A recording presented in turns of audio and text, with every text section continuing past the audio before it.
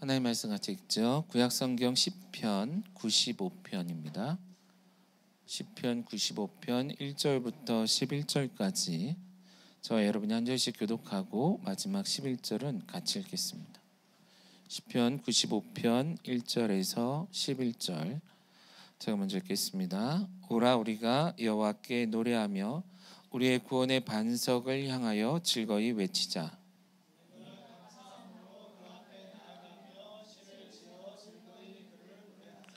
여호와는 크신 하나님이시요 모든 신들보다 크신 왕이시기 때문이로다.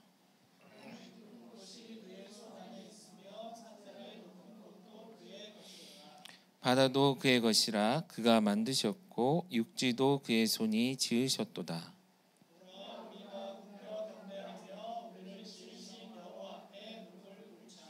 그는 우리의 하나님이시요 우리는 그가 기르시는 백성이며 그의 손이 돌보시는 양이기 때문이라. 너희가 오늘 그의 음성을 듣거든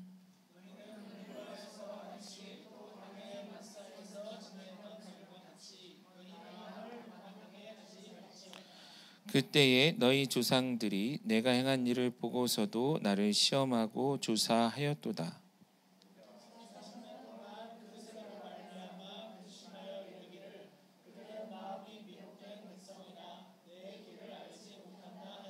같이 봅니다.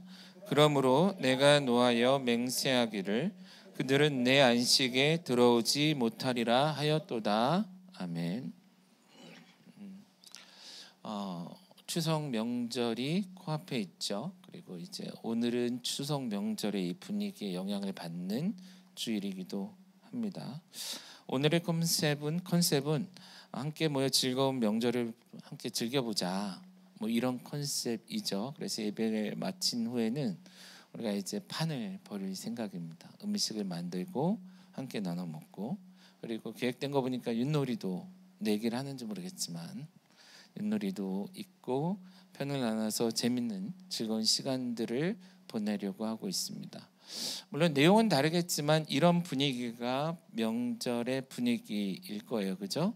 또 하나의 분위기는 지금 뭐 사람들이 이동하고 있는 것처럼 귀성길이죠. 예, 고향을 향해서 지금 사람들이 움직이는 이런 것도 하나의 명절의 풍경일 거고요. 그런데 이제 오늘날에는 흔한 모습은 아니지만 그것들 앞에 얘기했던 것들 말고도 또 하나의 명절 분위기, 풍경이 있을 텐데 그 중에 하나는 아마도 나이 많은 어르신들이, 그렇죠? 집안의 어른들이 그의 자녀들을 불러 모아놓고 우리 집안은 말이야 이런 거 있죠. 나 때는 말이야. 그리고 더 나가서 너희들은 이렇게 살아야 한다. 저렇게 살아야 한다. 누가 이렇게 사는 걸 봤더니 이렇게 됐더라. 저렇게 사는 걸 봤더니 저렇게 됐더라 하는 그런 얘기들을 하고, 관심이 있든 없든 간에 어른이 얘기하니까 이렇게 여러분들이 좀 앉아있듯이 앉아서 듣는 것도 또 하나의 명절의 풍경이었을 것 같습니다. 그런 의미에서 저도 이제 우리 교회 어른이잖아요. 그래도 내가 보니까 생일도 내가 제일 빠르고 내가 제일 어른으로서 명절을 맞아 덕담이면 덕담이고 훈계면 훈계고 이런 권면이면 권면 같은 이야기를 오늘 말씀을 통해 함께 나누고자 합니다. 단지 명절이기 때문만은 아니고요. 우리 교회가 이 시점에 우리가 앞으로 어떤 변화들을 추구해 나갈 때 역시나 잊지 말아야 할 것, 아주 중요한 것, 물론 아주 특별한 것들은 아닙니다. 우리에게 아주 익숙한 내용들이지만 어느새 금방 또 잊어버리고 또 다른 생각들을 가지고 살아가게 되는 그런 주제들을 다시금 상기하면서 오늘 함께 말씀을 나누고자 합니다. 오늘 우리가 읽은 말씀 시편 95편은 세 개의 부분으로 나눠져 있는 것처럼 보입니다. Let us come, 오라 우리가 하면서 이제 앞부분에 하나, 그리고 중간에 하나.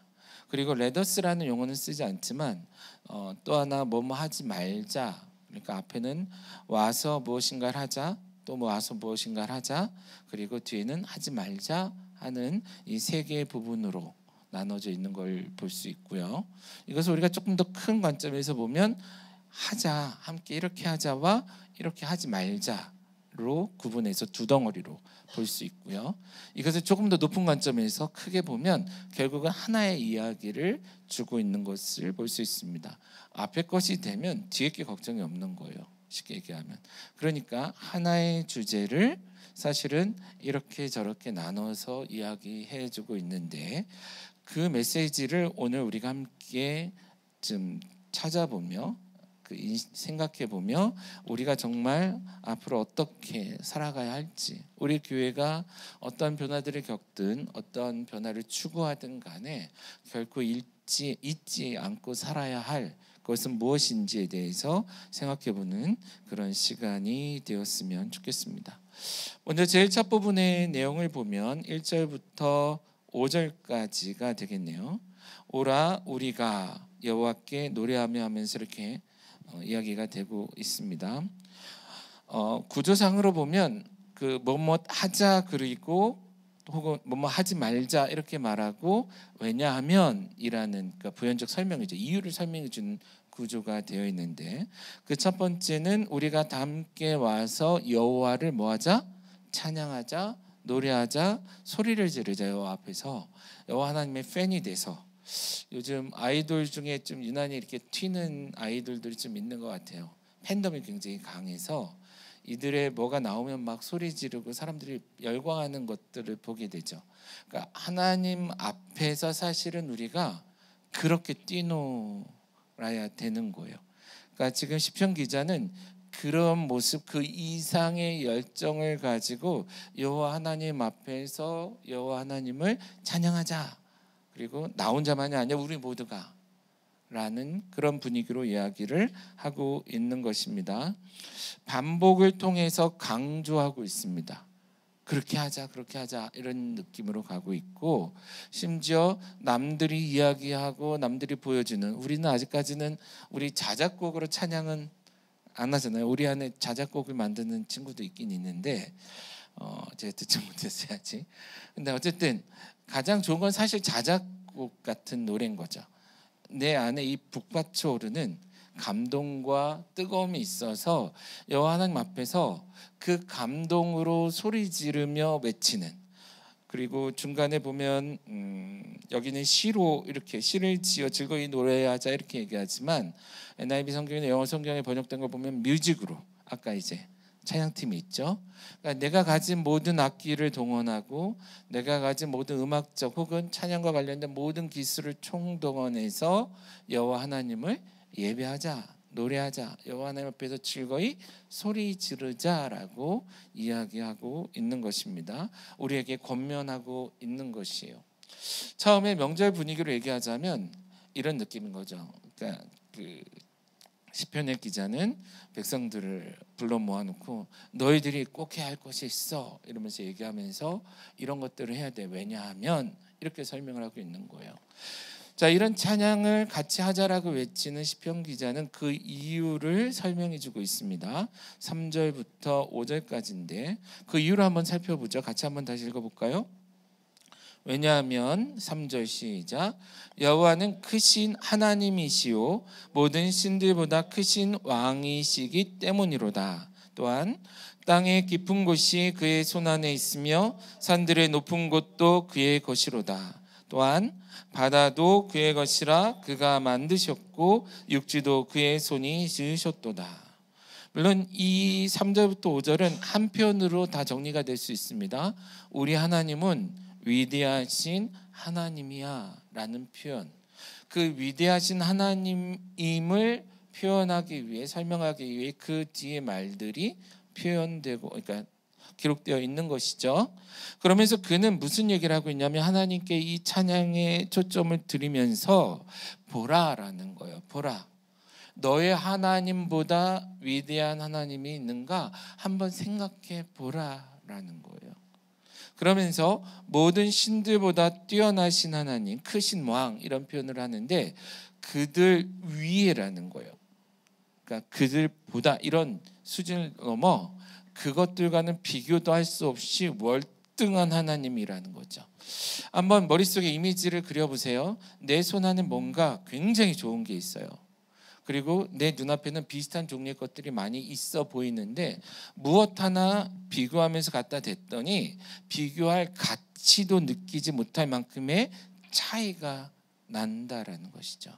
뒷부분에 보면 출애굽의 배경이 소환돼서 들어오는데, 쉽게 얘기하면 출애굽 당시에는 10가지 재앙을 통해서 온 세상 사람들에게 그 당시에 곧 하나님, 이스라엘의 하나님이 그 사람들, 그 시대 사람들이 신이라고 고백하는 모든 신들, 어떤 신들보다도 월등히 뛰어나신 하나님이심을, 신이심을 정말 공표하듯이 보여준 사건인 것이죠.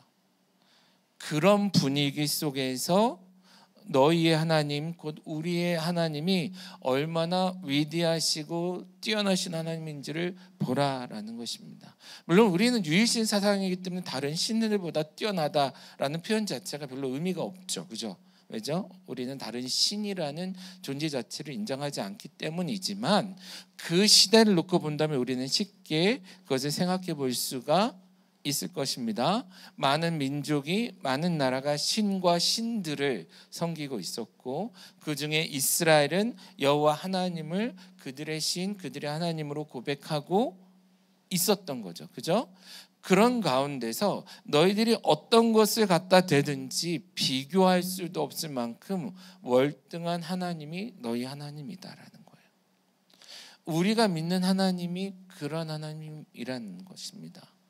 내가 믿는 하나님, 여러분이 믿는 하나님, 우리는 그러한 믿음의 고백을 가지고 살아가고 있냐라는 거예요.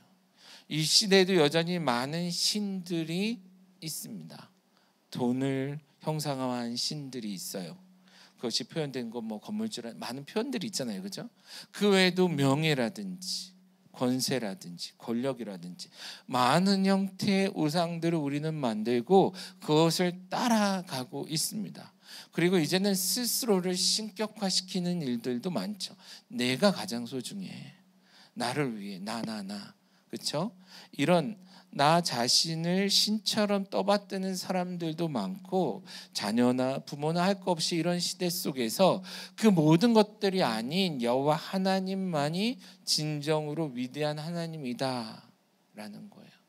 목사로서, 어른으로서 여러분들에게 다시금 이 얘기를 또 강조할 수밖에 없는 거고, 더 나아가 목사지만 여전히 목사인 나를 향해서 자꾸 다른 것으로 인해 생각이 분산되고 다른 것을 의지하고 다른 것을 바라보려 하는 마음이 스물스물 올라올 때에 바로 이 시편 기자의 외침처럼, 가르침처럼, 아니 다른 것이 아니라 여호와 하나님만이 진정 위대한 하나님이다라는 것을 우리가 상기하고 기억하고 확신하며 살아가야 한다라는 것이죠. 이런 하나님, 위대하신 하나님에 대해서 또다시 부연적으로 설명한 것이 4절, 5절입니다. 여기 보면 네 가지가 나오는데, 하나는 땅의 깊은 곳, 또 하나는 산의 높은 곳, 또 하나는 바다, 그 다음은 육지, 마른 땅이 나옵니다. 자, 땅의 깊은 곳. 사실은 옛날 사람들은 땅의 깊은 곳에 뭐가 있다고 생각을 했죠? 뭐가 있다고 생각을 했어요? 지옥이 있다고 생각을 했어요. 왜 그렇죠? 너무 신비롭고 무서운 곳이에요. 그렇죠? 그러니까 땅의 깊은 곳이라는 표현 자체는 인간이 범접할 수 없는 두려운 대상 중에 하나이며 신비에 쌓여져 있는 곳인 거죠. 산의 높은 곳, 물론 하늘을 먼저 생각할 수 있지만 하늘과 맞닿은 그 끝, 물론 그 당시 많은 사람들은 저 산 꼭대기에도 신이 있을 것이라고도 생각했고, 실제 아직까지도 보통 사람들이 범접할 수 없는 많은 높은 산이 있습니다. 그렇죠? 여전히 신령하고 미지의 곳, 신비로운 곳. 또 하나 바다. 지금은 바다를 우리가 여전히 사실 정복하지 못한 것 같은데, 바다도 마찬가지죠.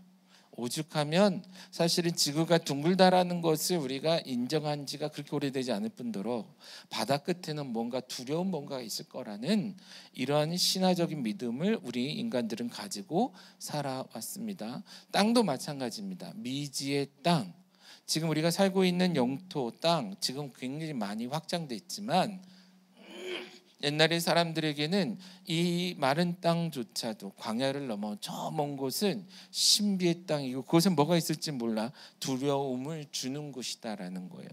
결국 내 힘으로 어찌할 수 없는 대상들을 하나하나 언급하고 지목하면서 그러나 그 모든 것들 역시나 우리의 그 위대하신 하나님이 만드신 것, 여전히 소유하고 계신 것, 여전히 다스리고 계신 것이다라는 것을 지금 시편 기자는 힘을 주어서 이야기하고 있는 것이죠. 자, 이것은 이 하나님을 고백하는 사람들에게 굉장히 큰 위로를 주는 표현입니다. 용기를 주는 표현이에요. 여전히 우리의 삶에는 우리가 감당할 수 없는 많은 문제들이 있고 신비에 쌓여 있는 것처럼 베일에 감춰진 것 같은 많은 문제들이 우리의 삶을 짓누르죠. 그렇죠? 우리는 오늘이라는 시간조차 자신감 있게 살아낼 수 없어요. 어찌 될지 모르는 시대. 그러니 내일이라는 시간은 미스테리입니다. 신비인 것이죠. 그 신비의 시간들조차도 누구의 것이다? 하나님의 것이다라는 거예요. 그리고 우리를 짓누르고 있는 많은 문제들 앞에서 그 어마어마한 중압감 속에서 우리는 이것을 감당하지 못해 두려워하지만 그러나 보라, 그 모든 것 역시나 하나님의 손 안에 있다. 하나님의 능력 안에 있다. 하나님의 것이다. 하나님이 이루실 것이다 라는 것을 얘기해주고 있는 것이에요. 명절을 맞아 목사로 어른으로서 나 스스로와 여러분들에게 얘기하는 것은 여러분, 그러나 우리는 여전히 뭐가 있습니다? 소망이 있습니다. 왜요? 이 시대가 아무리 어렵고 우리의 미래가 아무리 어둡나요? 어떨지 몰라 두렵게 만들지만 여전히 그것을 뛰어넘어 계시는 여호와 하나님이, 그 여호와 하나님의 강하신 팔이 여전히 일하고 계십니다라는 것. 사실 지난 한 주간의 삶에도 우리 의연이가 미국에 가고 지금 며칠을 지내는 그 시간 속에서도 와, 하나님이 이렇게까지 예배하시고 이렇게까지 일하신다고 우리는 고백할 수 없는, 우리 가정은 고백할 수 없는 그런 많은 일들이 있었거든요. 작은 것뿐만 아니라 이 시대 여전히 하나님의 인컨트롤 상태에 있음을 우리가 인정하며 믿음으로 나아가야 한다라는 거예요. 우리 교회가 직면한 많은 문제들과 우리가 앞으로 하려는 많은 불확실성 속에서 우리가 두려워할 수 있지만 그 가운데 우리가 정말 해야 될 것은 그것을 내 힘으로 할 수 있을까, 내 능력으로 할 수 있을까를 생각하기 이전에 나와 함께 하시는, 내가 믿고 고백하는 그 모든 것 가운데 역사하실 분이 누구신가에 먼저 초점을 두고 그 부분 앞에 나아가 소리 지르며 찬양하며 노래하며 우리의 입술로, 우리의 마음으로, 우리의 믿음으로 주를 고백할 수 있어야 한다라는 것을 시편 기자는 우리에게 얘기해주고 있는 것입니다.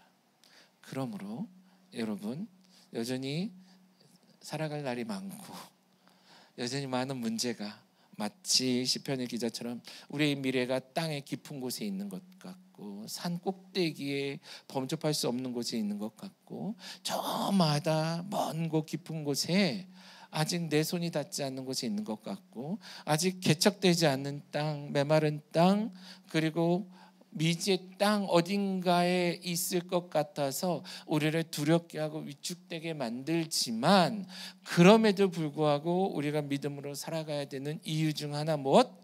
바로 그 모든 것 위에 역사하시는, 그 모든 것보다 월등히 뛰어나신 누구? 위대하신 우리 하나님이 계신다.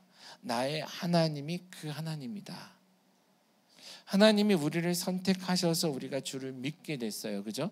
그것은 당연한 겁니다. 그것이 없으면 불가능하지만 인간적인 관점에서 우리는 신을 선택할 수 있었는데 그래요, 안 그래요?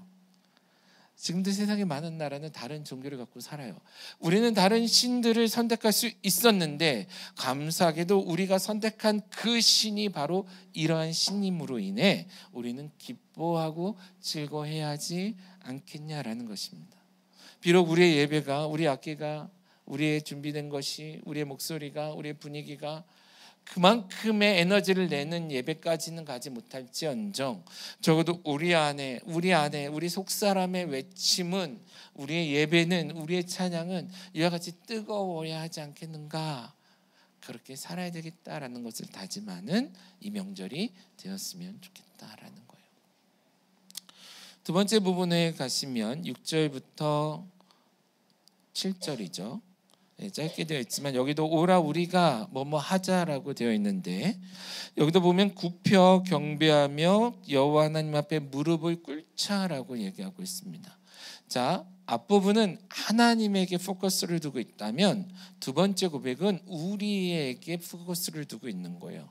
앞부분은 그 위대하신 하나님 앞에 나아가 마땅히 드려야 할 찬양을 하자라는 거였다면, 두 번째는 그와 관계된 우리는 그러면 그런 위대한 하나님 앞에 어떠해야 하는가를 보여주고 있는 것이죠. 우리의 신앙, 우리의 태도를 가지고 표현하고 있는 겁니다. 그렇다면 곧 위대하신 하나님을 우리가 예배하고 섬기고 그 앞에 나아간다면 우리는 마땅히 뭘 해야 된다? 그의 앞에 나아가 엎드려야 한다라는 거예요. 과거에는 왕들 앞에 가면 사람들이 고개를 숙였죠. 한국도 조선시대까지만 해도 왕의 행차 때 고개를 숙여서 고개를 들지를 못했어요. 그러니까 높은 권위 앞에 나아가 엎드리는 것은 너무나 당연한 일이었습니다. 그리고 그 앞에 공손히 무릎을 꿇는 것은 우리가 그의 신하된 자임을 고백하는 행위였던 것이고, 성경적인 표현을 보면 그 앞에 엎드린다, 무릎을 꿇는다는 것은 그를 예배하는 것. 모세도 하나님 앞에 나아갔을 때, 모든 하나님의 사람들이 하나님을 만났을 때 나타났던 마땅한 행동이었던 것을 우리가 볼 수 있습니다. 마찬가지로 우리 모두가 이제는 하나님 앞에 어떤 관계 속에 있잖아요. 그 관계를 바탕으로 그런 하나님 앞에 나아가 뭐하자? 우리를 낮추자, 우리를 숙이자, 우리의 무릎을 꿇자라고 얘기하고 있는 것이죠. 그러면서 7절에는 그 이유를 이야기하는데, 7절 같이 읽을까요? 시작. 그는 우리의 하나님이시오 우리는 그가 기르시는 백성이며 그의 손이 돌보시는 양이기 때문이라. 여기까지. 자, 우리가 왜 그분 앞에 나와 예배하며 무릎을 꿇으며 엎드려 찬양해야 하는가? 라고 했을 때, 단지 그분이 위대한 분이기 때문만이 아니라 우리는 그 위대하신 하나님 앞에 나아가 예배를 해야 하는 그런 관계 속에 있는 자들이기 때문이다라고 말하고 있는 것이죠. 그러면서 무엇을 얘기해요? 우리는 바로 그 하나님의 영토 안에 있는, 목초지 안에 있는, 초장 안에 있는 백성이다. 이미지는 그 양과 목자의 관계가 좀 그려지고 있어요. 그런데 이것을 오늘날로 얘기하면 우리는 바로 그의 하나님, 곧 하나님이 다스리시는 하나님의 영토 안에 살아가고 있는 그의 소유된 뭐다? 백성이며 그가 돌보시는 양떼이기 때문이다라는 것입니다. 그러므로 여호와 하나님 앞에 나와 이와 같이 예배하는 것이 합당하다라는 거예요. 그래 안 그래요? 합당한 거예요. 예배를 드려주는 게 아니에요. 하나님 앞에 드려주는 예배란 개념은 애당초가 없어요. 뭐뭐 해주는 거는 내가 상대방보다 월등히 뛰어날 때라는 거예요. 이해하세요? 내가 너를 위해 뭘 해줄게 라는 표현 속에는 이미 내가 너보다 더 크다, 많다라는 것을 전제하고 있어요. 다른 말로 얘기하면 네가 나에게 바라는 것이 있고 그렇기 때문에 내가 너에게 이거 해줄게라는 거예요. 오늘날 안타깝게도 많은 사람들이 예배를 드려주려 해요. 기도를 해주려고 해요. 찬양을 드려주려고 해요. 누구에게? 하나님에게. 잘못됐다라는 거예요. 역기능이 돼가고 있다라는 것이죠. 오늘날 많은 것이 역기능화돼가고 있습니다. 우리 그 시험을 앞두고 있는 자매도 있지만 교육 현장도 뒤집어졌어요. 역기능화돼가고 있어요. 거기만 그래요? 세상의 모든 것이 다 뒤집어져 가고 있어요. 모든 것이 엉망진창이 돼가고 있는 것 같아요. 교회도 마찬가지고 심지어 하나님과의 관계 속에서도 마찬가지예요. 감히 하나님께 가서 삿대질을 해요. 하나님을 향해 따지며 소리를 질러요. 물론 우리가 간절할 때 그럴 수 있는데 마치 그와 같은 태도로 마치 그것이 옳은 것처럼 살아가는 시대를 우리가 살아가고 있어요. 내가 원하면 하나님은 무엇인가를 해줘야 하고 내가 시키면 하나님은 내 말에 복종해야 되는 것처럼 그 자세로 하나님을 섬기는 시대를 우리는 살아가고 있는데 시편 기자는 그렇지 않다라는 거예요. 어떻게 감히 그럴 수 있냐라는 것이죠. 니들이 뭔데? 니들은 그의 백성일 뿐이고 오히려 그의 보호와 돌보심을 받는 그의 양떼일 뿐인데 어찌 감히 그럴 수 있겠는가? 너희가 진정 그의 백성이라면 마땅히 주 앞에 나와 무릎을 꿇어야 되는 거 아니야? 엎드려야 되는 거 아니야? 앞에 얘기한 것처럼 시든 노래든 음악이든 만들어 외쳐야 되는 거 아니야? 왜 너희가 하나님 앞에서 갑질을 하려고 하는가? 물론 이 시대는 그 정도까지는 아니었겠지만 그건 뒤집어 보시죠. 왜 힘을 줘? 이렇게까지 얘기하는 거죠. 모두가 하나님 앞에 나와 그렇게 예배했다면 이런 얘기는 필요 없었겠죠.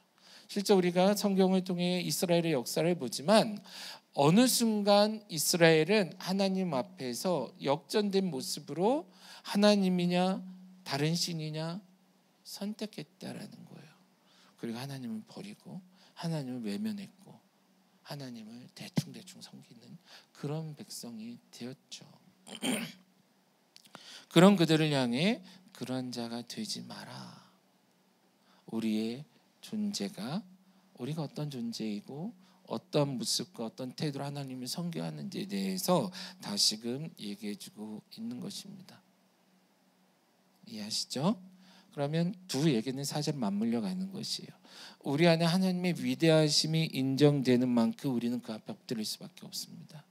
하나님의 능력을 의지하는 만큼 우리는 그 앞에 겸손할 수밖에 없어요. 그렇기 때문에 은혜를 구하는 것이죠. 긍휼을 구하는 거예요. 자비를 구하는 거예요. 그래서 그 앞에 나아가 엎드리는 거죠. 예배해야 하는 겁니다. 그래서 기도해야 하는 거예요. 그렇기 때문에 말씀도 있겠죠. 그렇기 때문에 하나님이 기뻐하신 일로서 사랑과 선행으로 서로를 격려하고 세워가야 하는 것이죠. 우리가 기대하는 일이 아니에요. 하나님이 단지 기대하시는 일이 아니고 그것은 마땅한 일인 것이죠. 우리가 다시금 명절을 맞아 건강한 교회 가족들이 모였다면 건강한 교회로서 이제는 이런 모습으로 하나님을 더욱 예배하자라는 것입니다. 더욱 겸손히 그 앞에 나아가자라는 것이죠. 그것이 우리에게 필요하다라는 것입니다. 세 번째는 뭐뭐 하지 말자. 오라 우리가라는 표현은 빠져 있지만 let us come, let us가 들어간 거랑 똑같습니다. 그러니까 와서 우리 이제는 더 이상 이런 거 하지 말자라고 얘기하는 내용이 나오는데 어찌 보면 제일 중요한 부분일 수도 있습니다. 왜 여기서 중요하다는 것은 하나님의 위대하심이나 우리가 그의 소유된 백성됨이 중요하지 않다는 것이 아니라 그 시대를 살아가는 많은 사람들이 바로 이 세 번째 파트에 이미 걸려 있기 때문일 수도 있어요. 그러므로 시편 기자는 이 부분을 바꾸고 싶은 거예요. 돌이키고 싶은 거예요. 회복하고 싶은 거예요. 그래서 앞부분을 다시 강조한 거죠. 굉장히 중요해요. 그렇다면 이 시대에 우리 역시도 이 세 번째 파트, 이 시대에 우리가 그런 모습은 아닌지 생각하며 보았으면 좋겠습니다. 자, 보시죠. 너희가 오늘 그의 음성을 듣거든, 이런 표현이 나왔지만 그것은 중요하지 않은 거고 그 다음 내용이 중요해요. 8절에 보시면 너희는 무리바에서와 같이 또 광야의 마사에서 지냈던 날과 같이 너희 마음을 뭐하게 하지 말라? 완악하게 하지 말지어다. 여기 하지 말라고 하는 게 나와요. 뭐죠? 완악하게 하지 마라. 근데 여기서 완악하다라는 표현이 우리는 악을 행한다 쪽으로 우리가 생각하기 쉽지만 여기서 마음이 완악해졌다라는 것은 굳어졌다라는 거예요. 단단해졌다라는 거예요. 부드럽지 않은 거예요. 화인 맞은 양심같이. 그러니까 하나님을 봐도 두려워하지 못하는 수준, 마비된 거죠. 마음이 굳어진 거예요. 신앙이 돌처럼 단단하게 된 거예요. 여기서 좋은 쪽이 아니라 나쁜 쪽으로. 그래서 더 이상 감동하지 않는 거예요. 예수님의 표현을 따지면 노래를 불러도 춤추지 않고 애곡을 해도 울지 않는 거예요. 왜요? 마음이 완악해져서, 굳어져서, 마비돼서, 굳은 살이 배겨서. 그런데 시편 기자는 너희는 우리 다 같이 모여서 이제 이 굳어진 마음을 녹여내자는 얘기를 반대로 마음을 굳어진 자처럼 만들지 마라라고 말하고 있는 겁니다. 그리고 9절에 그때 너희 조상들이 내가 행한 일, 하나님의 화법이죠. 화자는 하나님입니다. 내가 행한 일을 보고서도 나를 시험하고 조사하였도다. 여기서 시험하고 조사했다, 테스트하고 트라이했다라고 영어 성경 번역하는데 뭐뭐 하지 말라라고 표현한다면 너의 마음을 완악하게 굳어지게 하지 말고 그 굳어진 마음을 가지고 뭐 하지 마라? 감히 하나님을 뭐 하지 말고 테스트하지 말고 하나님을 가지고 트라이, 한번 시도해 보는 거. 정말 그래? 이번에도 그래? 하듯이 장난하듯 하나님을 대하지 말라라는 겁니다. 그 얘기를 하기 위해 구약에, 이것도 구약이죠, 과거 이스라엘 역사의 중요한 사건들 속에 한 시점을, 한 사건을 소환했어요. 그게 출애굽기 17장에 있습니다. 한번 찾아볼까요? 이럴 때 한번 또 찾아봐야지. 출애굽기 한번 찾아보시죠. 17장입니다. 17장 1절부터 7절입니다. 자, 한번 같이 읽어. 여기 없죠? 없을 겁니다. 한번 성경 있는 사람 찾아서 보세요. 같이 봅니다. 이스라엘 자손의 온 회중이 여호와의 명령대로 신 광야에서 떠나 그 노정대로 행하여 르비딤의 장막을 쳤으나 백성이 마실 물이 없는지라. 백성이 모세와 다투어 이르되 우리에게 물을 주어 마시게 하라. 모세가 그들에게 이르되 너희가 어찌하여 나와 다투느냐? 너희가 어찌하여 여호와를 시험하느냐? 거기서 백성이 목이 말라 물을 찾으매 그들이 모세에게 대하여 원망하여 이르되 당신이 어찌하여 우리를 애굽에서 인도해 내어서 우리와 우리 자녀와 우리 가축이 목말라 죽게 하느냐? 모세가 여호와께 부르짖어 이르되 내가 이 백성에게 어떻게 하리까? 그들이 조금 있으면 내게 돌을 던지겠나이다. 여호와께서 모세에게 이르시되 백성 앞을 지나서 이스라엘 장로들을 데리고 나일 강을 치던 내 지팡이를 손에 잡고 가라. 내가 호렙산에 있는 그 반석 위 거기서 내 앞에 서리니 너는 그 반석을 치라. 그것에서 물이 나오리니 백성이 마시리라. 모세가 이스라엘 장로들의 목전에서 그대로 행하니라.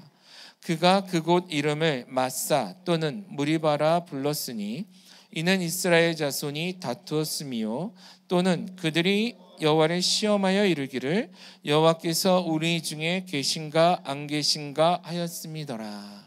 아멘. 여기 보면 마사 무리바가 동의어로 나옵니다. 같은 곳을 일컫는 다른 표현으로 나오죠. 다시 시편으로 가면 시편에서 이 두 지명이 언급되고 있습니다. 그렇죠?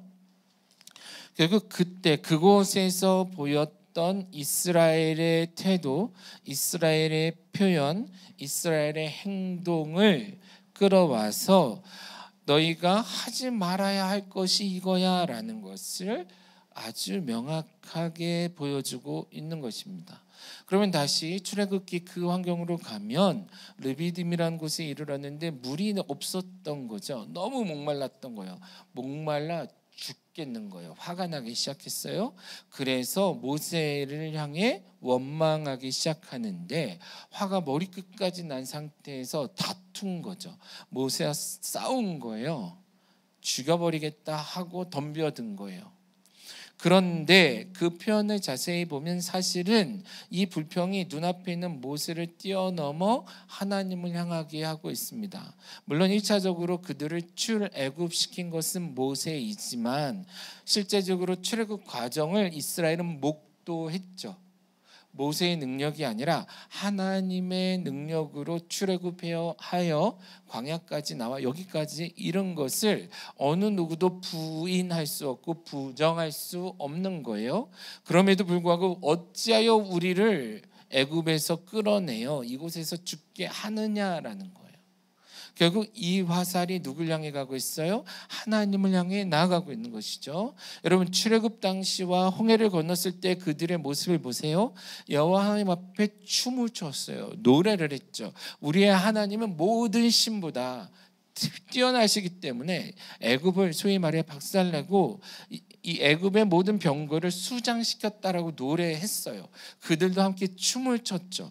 그런데 그 하나님을 향해 왜 우리를 이곳까지 끌어내어 죽입니까? 라고 원망했던 거죠. 어쨌든 간에 모세는 이 과정을 통해 하나님과 대화하고 하나님의 기적을 통해 그들에게 물을 공급합니다. 그리고 나서 출애굽기 17장 7절에서는 이것에 대해서 해석하며 정리를 하는데 이 모든 것들의 밑바탕에 무엇이 있다? 뭐예요? 그들이 여호와를 시험하여 이르기를 여호와께서 우리 중에 계신가 안 계신가 하였더라. 그런 모습이었다라는 거예요. 결국 그들의 가장 근본적인 문제는 믿음 없음이었다라는 거죠. 하나님이 계신가 안 계신가?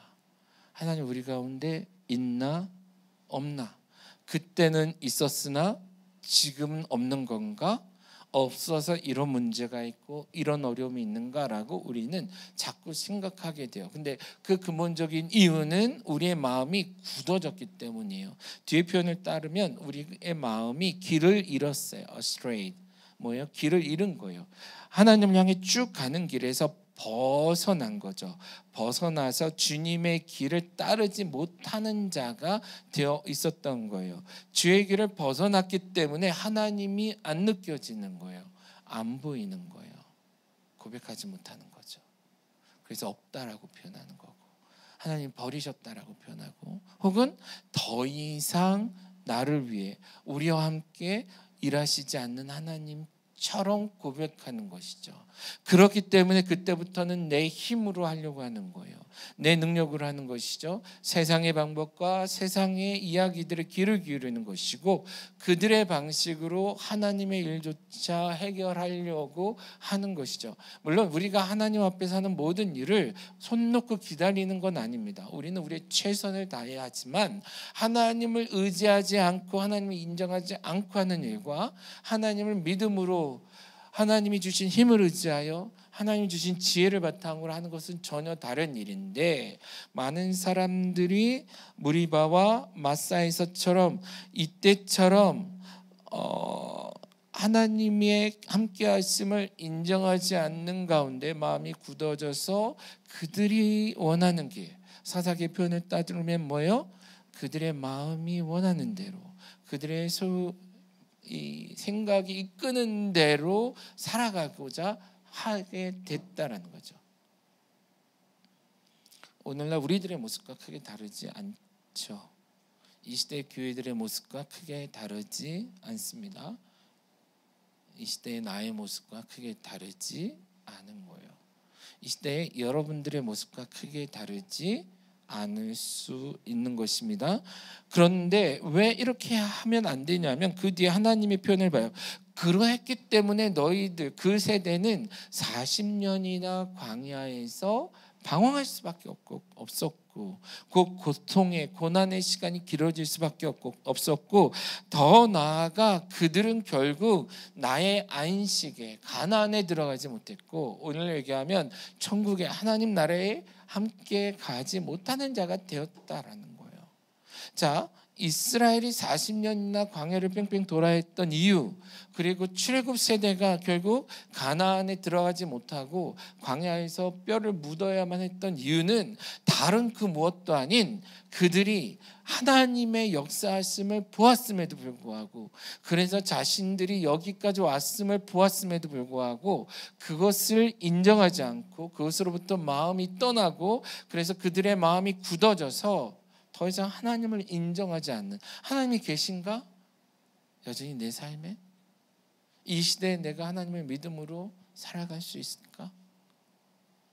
과거에 우리의 부모들은, 우리의 선조들은 믿음으로 살아냈다고 얘기하는데 우리는 과연 그런 믿음으로 살아갈 수 있을까? 핵심은 그들처럼 사는 게 아니고요, 그들의 그런 믿음이 오늘날 우리에게도 있느냐라는 거예요. 이것은 전통교회 모델을 따르느냐, 그 시대에 우리의 믿음의 어른들이 했던 신앙의 패턴을 우리가 그대로 따라가냐 아니냐가 아니고요, 그들은 그 믿음으로 그렇게 목회를 하고 그렇게 신앙생활을 한 거예요.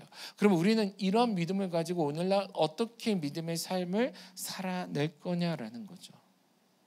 하나님은 우리가 그러한 이런 시대에 그러한 곧 어떤 위대하신 하나님을 믿는 자이며 내가 그의 백성임을 확신하는 삶을 기대하시는 것이고, 더 이상 우리의 마음이 굳어지고 우리의 마음이 다른 것을 쳐다보므로 이렇게 현혹되어 길을 잃어버리는 거예요. 미혹되어서 그러한 인생이 되지 않기를 바라시는 것입니다. 어떤 변화 앞에 서든 어떠한 신앙의 도전 앞에 서든 이제는 더욱더 그렇기 때문에 하나님과 그 모든 것들을 견주어 보아 하나님의 위대하심을 믿고 확신하며 하나님 앞에 나아가는 것이고, 또한 내 주위 어떤 사람들과 비교해 보아 내가 그들과 다른 것, 하나님의 백성이라는 것 자체가 주는 그 힘, 하나님의 돌보심이 나를 따른다라는 것에 내가 확신하는 그 믿음을 가지고 살아내자라는 것입니다. 그리고 세상은 점점 더 험해지고 많은 사람들이 믿음을 버리고 떠나갈 터인데, 그것은 태초 이래 지금까지 계속 있었던 일이에요. 그러할 터인데 그러한 그들을 따라가는 자가 되지 않고 오히려 이런 시대일수록 더욱더 중심을 잡아 함께 믿음으로 이 길을 걸어가는 성도가 되자라는 것입니다. 이런 것들을 다짐하는 것이 예배입니다. 명절이 주는 힘은 그런 거랬잖아요, 그죠? 모아놓고 우리 집안이 말이야, 이러면서 이 자부심을 한껏 세우고 돌아가서 내 삶의 자리에서는 양반인 내가 이렇게 살면 되겠어, 양반답게 살아야지 했던 것처럼 이 명절을 맞아 우리가 건강한 교회, 그리스도인됨, 하나님의 자녀됨에 대해 이렇게 자부심이 세지는 시간이 되었으면 좋겠어요. 그런데 그것이 1년에 한두 번 있는 명절을 기념하는 예배 때가 아니라 우리의 모든 예배가 그러해야 한다는 것이죠. 그런 감동으로 찬양하고, 그런 감동으로 예배하고, 그런 감동으로 말씀 앞에 서고, 그런 감동으로 기도하고 다짐하고 다시 우리의 삶의 자리로 나아가야 한다는 것이죠. 저도 그래야 한다는 거예요. 나도 그래야 한다는 거예요.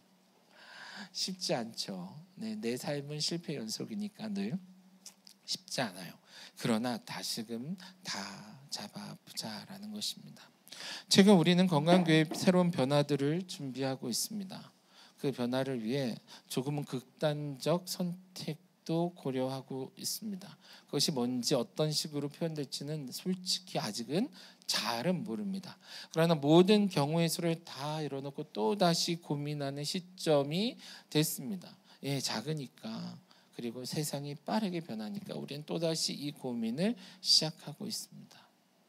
그런 과정 속에 나도 모르게 마음이 굳어질 수 있어요. 그 과정 속에 우리도 모르게 길을 잃어버릴 수도 있습니다. 이럴 때일수록 우리의 중심을 분명히 해야 할 것입니다. 시편 기자처럼 권면하고 싶습니다. Come let us, 오라 우리가 함께 이래이래 하자.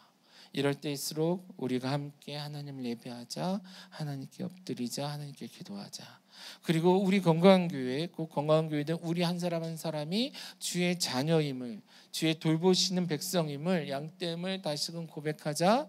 그리고 비록 유혹이 많고 어려워 보이고 우리가 가는 길이 좁은 문처럼, 좁은 길처럼 보여도 하나님이 이끄시는 그 길을 믿음을 가지고 더듬어 갈지언정 한 걸음씩 나아가자, 권면하며 나아가는 이 시점이 되었으면 좋겠습니다. 그런 믿음으로 살아내는 우리 건강한 교회 한 사람 한 사람 되기를 간절히 바라고요. 또한 여러분들의 삶의 자리에서 이러한 건강한 교회 공동체로서의 교회로서의 그런 변화들이 잘 이루어질 수 있도록 기도해 주시기를 부탁드립니다. 진지하게 부탁을 드리고 우리 한번 진지하게 그렇게 한번 주님 앞에 나아갑시다.